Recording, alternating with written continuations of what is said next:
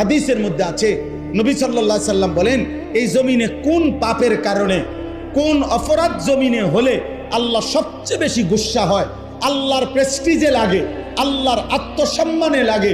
খোদার কসম নবী বলছে, কোন বান্দা জমিনে যখন কোন নারী পুরুষ জিনা করে, বেবিচার করে, তো আল্লাহর প্রেস্টিজে, আত্মসম্মানে, আল্লাহর গায়রতের মধ্যে সবচেয়ে বেশি আঘাত লাগে।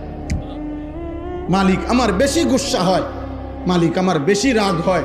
এই জন্য গুসার কারণে নবী বলছেন, আল্লাহই তো বিধান, এই জন্য বলছে, বন্ধু বন্ধু ওই জেনা করলো, ও ব্যভিচার করলো আমার জমিনে, ওরে খাওয়াইলাম আমি, ওরে পড়াইলাম আমি, এত বড় কায়নাত দিয়ে আমি তাকে লালন পালন করছি, ওরে আমি বলছি তার জন্য আমি হালাল বিবাহের ব্যবস্থা রাখছি, ওরে আমি বলছি তার স্ত্রী আমি ব্যবস্থা করেছি, ওর যৌন চাহিদা আমি আল্লাহ দিয়েছি, ওই নারী আমি সৃষ্টি করেছি।